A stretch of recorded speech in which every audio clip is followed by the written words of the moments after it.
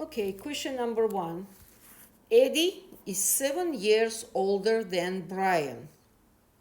If Brian is X years old, then how old was Eddie 11 years ago? Okay, so Brian is X years old.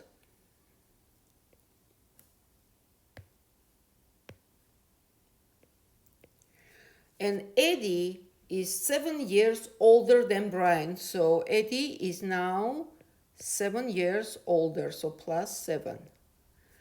And it's asking, if Brian is X years old, then how old was Eddie 11 years ago? If now he's X plus 7 years old, then 11 years ago he is going to be minus X plus 7 minus 11, right? And that's going to be X minus 4, correct? Okay. Next question. Find the perimeter of isosceles triangle ABC if AD is equal 3 and angle BAC is 55 degrees.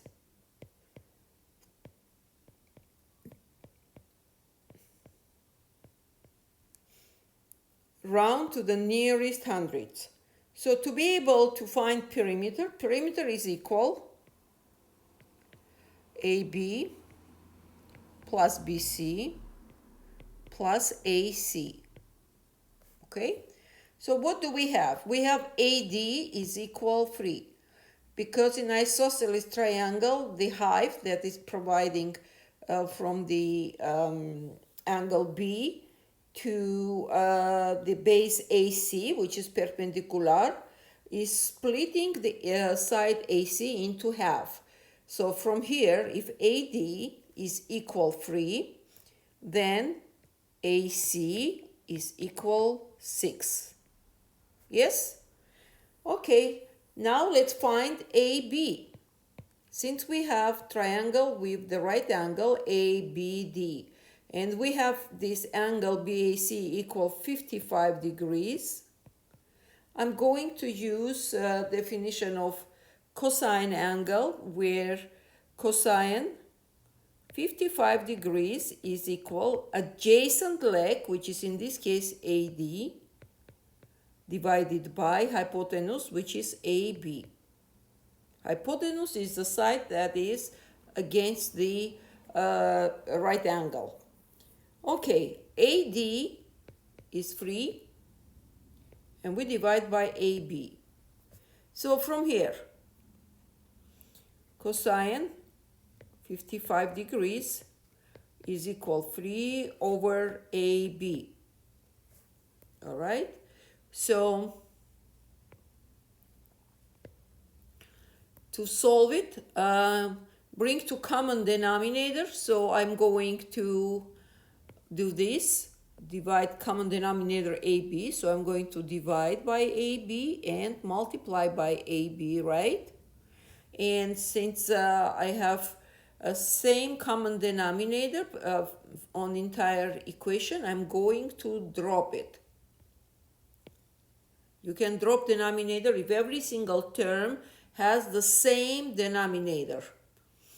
And from here, I will have AB times cosine 55 degrees equal 3. Okay? And to find AB, we need to divide by cosine 55, correct? Cosine 55 degrees dividing by cosine 55 degrees, because AB is not our unknown. And from here, AB, that is equal 3 divided by cosine 55.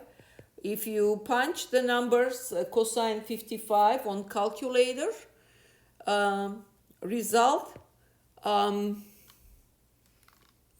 is gonna be, let me see, 5.5 5.23.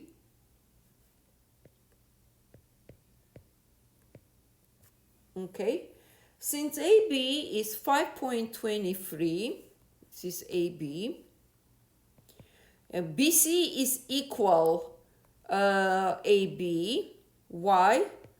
BC is equal AB because in isolysis triangle, these two sides are equal, always. Okay? In isosceles triangle. So if AB equal BC, so that means we have all sides. So from here, perimeter is equal. AB is 5.23. BC also 5.23. And AC is 6.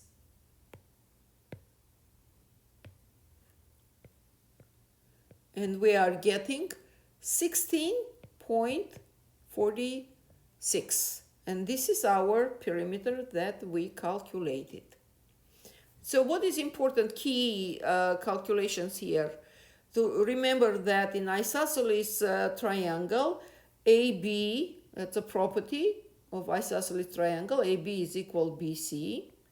And in isosceles triangle, when you provide the height BD, it's splitting the base AC split into equal halves, which means AD is equal DC.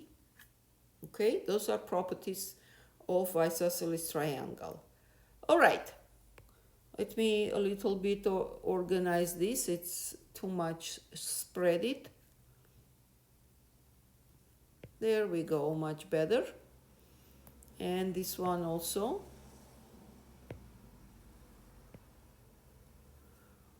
Maybe I made it too small. I can stretch a little bit. Okay, that's all right. Moving to question number 3.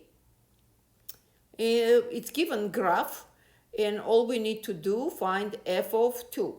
So where is my 2? Here it is. 2 is x. When it says f of 2, 2 is x. I'm going here up to hit the graph. And from here I'm coming horizontally, which is it's about 1/2, right? So we can write down f of 2 is equal 1/2, which means this point, coordinate for this point is 2 and 1/2. Okay, that's all. Next, according to the graph, the greatest change in the profit of Sports Shack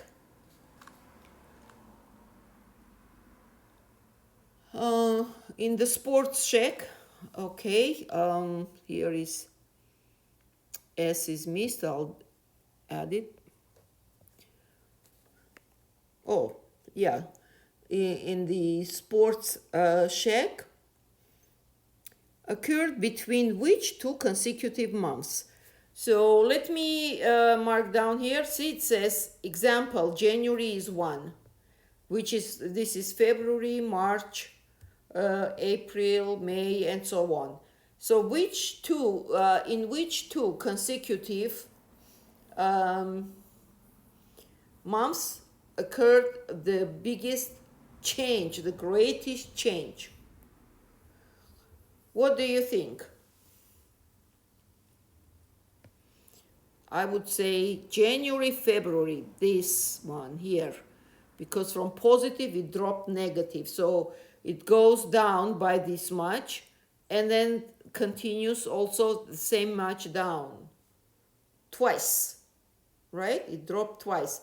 None of them gives you a difference on twice. Okay? All right. And we solved one more question. Let me solve one more problem. And this is what we have. G of x is equal 4x minus 4 to power x. how much will be g of 3 over 2? Well, let's do it. 4 times 3 over 2 minus 4 to power 3 over 2. That is equal. So 4 times 3 over 2, this is gonna be 1, this is 2, right? And then minus 4 to power 3 over 2, we can write down 4 to power 1 half and raised to power 3. Power to power. We follow the property of exponent a to power m to power n is equal a to power mn. So which means vice versa, mn, I can write down a to power m to power n. Okay, so 3 over 2, I broke down into 1 half and 3. Okay, so g 3 over 2 is equal 2 times 3, this is 6, and minus 4 to power 1 half. So a, let me see, a to power m over n is equal radical degree n, and a to power m stays under radical, which means in this case we are going to have square root.